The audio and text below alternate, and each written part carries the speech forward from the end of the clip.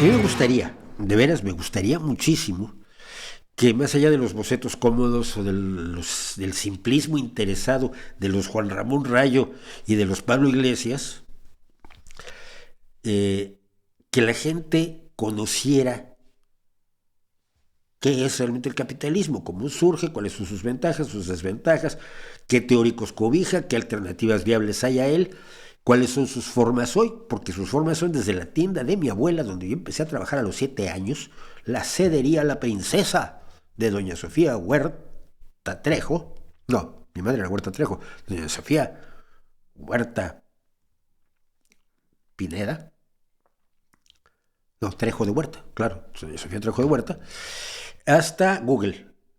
El capitalismo abarca todo eso, de la tienda de dulces de la abuela a Google. Entonces, pues, entenderlo vale la pena. Porque oímos bocetos muy cómodos tanto de los Juan Ramón Rayo como de los Pablo Iglesias y no conocemos ni cómo opera, ni la legislación que se ha hecho para regularlo, ni la compleja realidad que trasciende la caricatura fácil. Yo quisiera, ya que se trata de querer, que en lugar de las conspiranoias que le atribuyen todo el poder del mundo, o que le atribuyen todo lo bueno que puede pasar, es que solo el capitalismo permite que haya libertad y que la gente coma que haya helados y que los niños sonrían y los perritos muevan el rabo. Sin capitalismo no pasa eso, te dice gente como Rayo. O los que te dicen que no hay nada bueno, que todo lo malo de este mundo es por supuesto culpa del capitalismo. Me gustaría que la gente tuviera una visión positiva o negativa, la mía es más bien negativa, pero basada en hechos, basada en datos, basada en números, basada en realidades palpables por la neurona y no por la víscera. Y esto no es para otra cosa, sino para que valoren mejor las simplezas que les ofrecen las personas que les piden su voto, su lealtad, su convicción. Porque fíjense, fijado el meme del capitalismo malvado, basta añadirle anticapitalista a cualquier cosa para tener seguidores dispuestos a militar y hasta a pagar, ¿no? La ecología es anticapitalista, ecología anticapitalista, el feminismo anticapitalista, el ateísmo anticapitalista, el flamenco es anticapitalista. ¿No sería bueno saber cuándo efectivamente hay categorías que se unen? Por ejemplo, algunas visiones ecológicas son claramente anticapitalistas porque se oponen a la forma de propiedad y de producción del capitalismo, cierto. Pero ni el flamenco, ni el feminismo, ni el ateísmo forzosamente son anticapitalistas. Hay ateos del capitalismo más rancio, malévolo y sociopático como Ayn Rand, pongo un ejemplo. Pero dado que tiene desventajas y peligros, el capitalismo no puede ser dejado libre. Debe enfrentarse. La pregunta es ¿cómo? ¿En qué condiciones? ¿Qué hacer para que el resultado de enfrentarlo no sea peor que el enfrentarlo? ¿Cómo se aborda? ¿Leyes? ¿Disparos?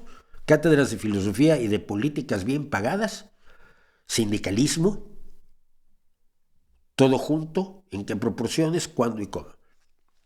Se regula en beneficio de todos, se hace partícipe de él a los trabajadores, se limita, se decreta su abolición, se mata a los capitalistas, que algunos lo proponen. ¿Y esto cómo se hace? Más allá de decir otro mundo es posible, que suena muy bonito. Otro mundo es posible. Ay, sí, pues sí, seguro que sí. Pues, si no estoy seguro, por lo menos lo deseo enormemente. Pero ¿cuál es el plan? ¿Qué pasos implica? ¿Y qué probabilidad de éxito tiene? Porque no hay plan perfecto, díganselo a Putin tratando de tomar Kiev. Y junto al mejor plan para combatir al capitalismo, estoy de acuerdo en combatir al capitalismo, ¿cuál es el plan para sustituirlo? ¿Cómo, si el mecanismo de producción no es que unos señores sean dueños de todo el capital, la fábrica, de toda la cadena de tiendas, de toda la cadena de distribución de hamburguesas? ¿Cómo se sustituye ese mecanismo que implica la producción, distribución, detección de necesidades, avance, defensa de los derechos de los trabajadores y miles de cosas más que están implicadas en el proceso económico de la producción capitalista? Todos podemos estar de acuerdo en que la casa económica y social en la que vivimos El capitalismo tiene goteras, tiene ratas, que las hemos visto. Tiene las ventanas rotas, tiene los muebles en muy mal estado y nos cuesta un pico mantenerla. Al final siempre acabamos pagando mucho. Vamos, que la casa no es precisamente la solución ideal para que sigamos viviendo en ella. Con decir esto, el capitalismo está mal, ya tiene seguidores y gente dispuesta a cargar tu pancarta. Abolish capitalism, sí, abolición del capitalismo. Pero antes de tirar la casa, que es lo que me proponen, con todos los defectos que tiene la casa, ¿no deberíamos tener al menos el plano de cómo va a ser la casa que vamos a construir en su lugar? Un proyecto, una visión clara, que sea realizable, factible. No quiero decir una casa como la de los millonarios británicos, esas casas en la campiña británica. Pero una casa, no una casa imaginaria, sino una casa que sepamos erigir, que tengamos los materiales para erigir, que tengamos los planos y que podamos incluso poner a prueba, ¿no? Tratamos de construir una habitación a ver si no se cae. A mí nunca me ha dejado de preocupar, yo sé que era muy pequeño, que los más decididos a destruir el capitalismo dejen el asunto ese de que ponemos en su lugar un poco en suspenso, sobre todo después de 1991, es decir, después de la caída de la Unión Soviética.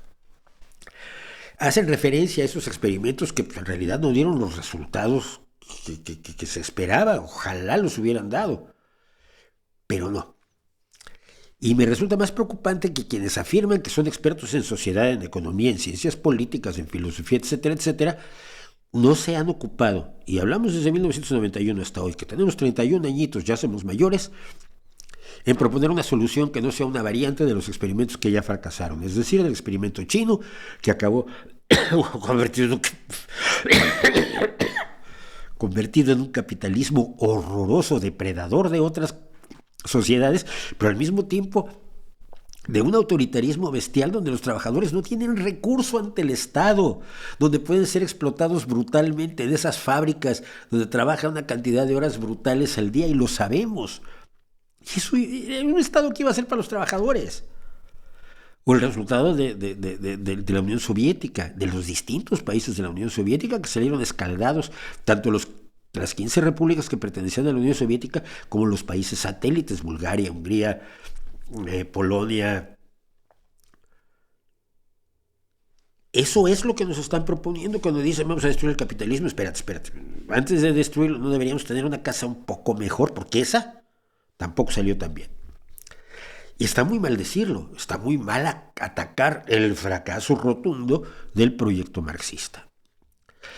Al final la idea que dejan es que la capacidad humana se acabó por ahí de 1883, que es el día que se murió Marx, y que solo hay dos opciones.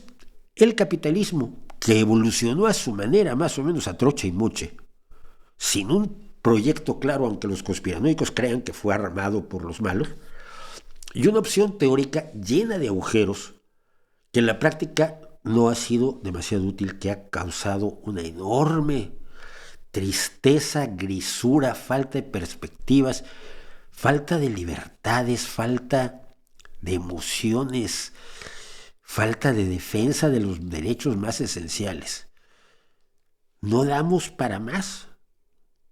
¿Tenemos que elegir entre capitalismo y comunismo? Es que no sé. Como socialista creo que no. Como socialista creo que podemos crear una sociedad más justa que no se entregue totalmente en manos de la laissez-faire del capitalismo, pero seguramente podemos pensar en otras cosas. A mí me parece claro que mientras se juegue con dos categorías simplistas y maniqueas, los jóvenes, y muchos de ustedes afortunadamente que me escuchan aquí, lo siento del alma, son jóvenes y están inconformes con la situación con la que se encuentran cuando llegan a la edad madura y dicen, y tienen que enfrentarse a la vida, a trabajar, a comprarse una casa, si se la pueden comprar, a alquilar una con 5 amigos, a ver que no, vamos, la abundancia no está al alcance de su mano. No tienen demasiados alicientes para ser políticamente innovadores, para buscar salidas que no sean vamos a reinterpretar el pensamiento de Ludwig von Mises. No, vamos a reinterpretar el pensamiento de Marx, porque ellos tenían la verdad y lo que no hemos encontrado es la interpretación correcta. Y entonces se hace un debate entre un marxista y Juan Ramón Rayo. Decir que uno está inconforme con el capitalismo o el comunismo no lo llena uno de amigos, esto es cierto. Pero decir que ambos le parecen insuficientes, superables y sustituibles por algo que no sea una entelequia, una utopía psicodisléptica o un ejercicio de complacencia, mucho menos amigos le gana a uno. Miren, sé que no es un panorama muy halagüeño el que estoy planteando, sobre todo porque conozco a mucha gente muy crítica que sin embargo pasa de puntillas sobre el tema de qué opción hay. Porque si no parece que no podrían dormir tranquilos. Y yo creo que es de lo más urgente lo que tenemos que pensar, y muchas veces el que no ha podido dormir tranquilo soy yo, pensando en que no me gusta cómo están las cosas, pero lo que me ofrecen tampoco me seduce demasiado. Y entonces me engaño a mí mismo cuando elijo una u otra opción. ¿Qué les parece?